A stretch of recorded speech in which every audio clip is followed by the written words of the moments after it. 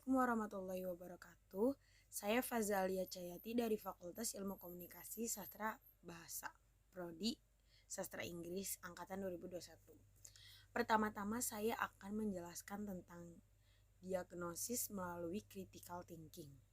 Critical thinking sendiri terbagi menjadi beberapa bagian. 1. Mengenal diri sendiri menurut misi ilahiyah. Dalam hadis qudsi dijelaskan bahwa aku dalam tutupan manusia, kecuali untuk marifat kepada penciptanya. Maka aku ciptakan manusia untuk mengenaliku. Tidak akan sampai kepadaku kecuali melalui jalan yang bebas dari kesyirikan dan sungguh-sungguh beramal soleh. 2. Critical thinking. Masa dari rahimmu ini Allah membuat ruh manusia, meminta pemaksiatan bahwa Allah penciptanya, persaksian bahwa Allah penciptanya, dan semua menyatakan bersaksi atasnya. Maka dengan ini kamu diberi peringatan untuk kenal Allah dan Rasulnya. Lalu lihat dirimu dari benih yang sudah mirip kecebong baru. Maha suci Allah telah menyempurnakan hambanya dengan memberi sehat dan normal, lalu menjadi dewasa serta menjalani hari tua, lalu kembali lagi pada sang kuasa, yaitu Allah Subhanahu wa Ta'ala. Yang ketiga, identifikasi evaluasi akhlak kita. Jika dibandingkan dengan akhlak Nabi, disebut tes cermin. Maksudnya tuh bercermin diri dengan melihat akhlak kita dengan akhlak Nabi. Dan akhlak Nabi yang harus kita cerminkan itu tentang ibadah umroh, haji, karena ada peninggalan nilai sejarahnya. Lalu dengan baca Quran, hadis, karena itulah akhlak Rasulullah Shallallahu Alaihi Wasallam. Lalu kita pun harus mengobati penyakit hati dengan tauhid. Satu, ada model akhlak yang harus ditiru, yaitu bercermin diri seperti umroh, haji, kajian Quran dan hadis. Terus ada ajaran Mekah, yaitu karakter Nabi Ibrahim. Lalu ada ajaran Madinah, yaitu karakter Nabi Muhammad SAW. Implementasikan karakter ini para nabi di negara kalian sendiri ya. Lalu kita akan masuki pembahasan ajaran nasionalisme Nabi Ibrahim. 1. Cahaya ajaran. 2. Misi ajaran.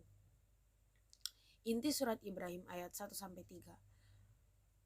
Membawa manusia pada cahaya yang terang benderang, yang menerangi pada jalan yang lurus yang telah dirintis oleh Nabi Ibrahim, yang diteruskan oleh baginda Rasulullah SAW.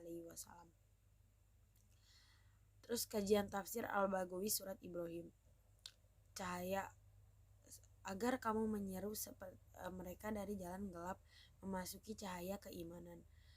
Izin Tuhannya seperti perintah Rob, mencintai dunia seperti memilih dunia.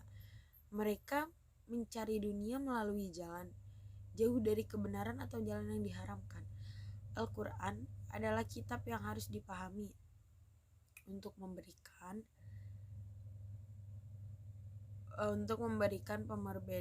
penjelas dari alam penggelapan karena terlalu mencintai dunia sampai tidak memperhatikan jalan yang diharamkan. Inilah esensi berhala yang menimbulkan kesyirikan. Di dalam Al-Quran dijelaskan tentang jalan menuju Allah yang maha perkasa, maha terpuji, yang memiliki kekuasaan dan kepemilikan semua yang ada di langit.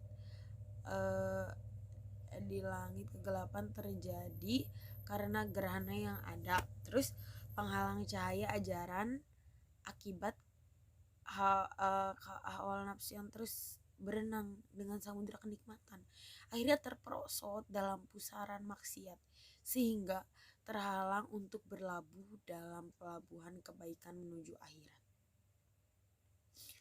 Lalu selanjutnya terperangkap menjadi penghalang jalan pada cahaya ajaran menuju jalan Allah dan terperat semakin jauh dari jalan Allah dan Rasulnya. 3. Strategi membawa ajaran. 1. Sabar. 2. Tawakal. Allah mengajarkan strateginya adalah membangun benteng pertahanan, yakni Pertama sabar dan kedua tawakal. Lalu jika menggunakan strategi ini, maka musuh akan dihancurkan oleh oleh Allah Subhanahu wa taala, dan kemenangan akan diperoleh. Selanjutnya teritorial wilayah akan dikuasainya. Kesyirikan yang paling utama adalah penyembatan pada berhala uang, sehingga manusia menjadi pelit, bahkan korupsi bahkan kebijakan berpihak kepada pemberi komisi, sehingga mengorbankan kepentingan rakyat banyak. Berhala modern yaitu berhala tahta, berhala wanita. Lalu berhala tahta diganti dengan dihancurkannya perilaku yang baik, jujur dan benar. 4. Implementasi ajaran komponen 2 Nabi Ibrahim. Negara, lalu rakyat atau bangsa, lalu karakter, lalu ekonomi, lalu implementasi ajaran. Lalu kita pindah jadi komponen doa dalam pendekatan nasionalisme negara dan bangsa. Lalu ke karakter pesoni, lalu ke implementasi ajaran, lalu moral sosial, lalu baldatun thayyibatun warabun ghafur, lalu pembangunan karakter. Lalu tahap input itu upaya Al-Quran untuk disimpan dalam memori, dalam hati. Tahap proses itu mengerjakan sholat dengan syarat dan rukunnya. Tahap kapkat yaitu ketundukan dan kepatuhan terhadap apa yang diperintahkan dan dilarang. Lalu ada tahap outcome, kebiasaan berbuat baik secara terus-menerus sehingga menjadi karakter. Lalu ada tahap dampak, mencerminkan sifat adil, bijaksana, sejahtera bagi rakyat bila menjadi pemimpin. Tahap muraqabah, yaitu Allah senantiasa memonitoring apa yang diucapkan manusia dalam sholatnya. Lalu pembagian ekonomi, yaitu ada pemimpin yang memiliki sifat ilahiyah, kebanyakan dan informasi atau sistem ekonomi, lalu produksi, lalu konsumsi, lalu distribusi, lalu institusi, lalu kesejahteraan masyarakat. 5. Syukur, ajaran yang telah diimplementasikan pembangunan karakter diwujudkan dalam pendidikan nilai, pendidikan budi pekerti,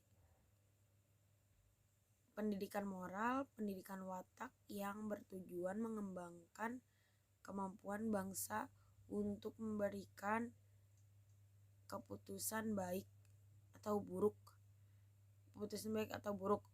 memelihara apa yang baik dan diwujudkan kebaikan itu dalam kebaikan sehari-hari dengan sepenuh hati. Lalu nilai-nilai baik itulah yang diharapkan sebagai cahaya ajaran dari Allah yang maha perkasa dan maha terpuji. Maha terpuji itulah karena menjadi sumber kebaikan dalam penciptanya. Maka manusia harus memakai sifat baik itu dalam kehidupannya sebagai akhlak yang terpuji. Cukup sekian dari saya. Mohon maaf bila ada salah kata. Wabillahi taufiq wal hidayah. Wassalamualaikum warahmatullahi wabarakatuh.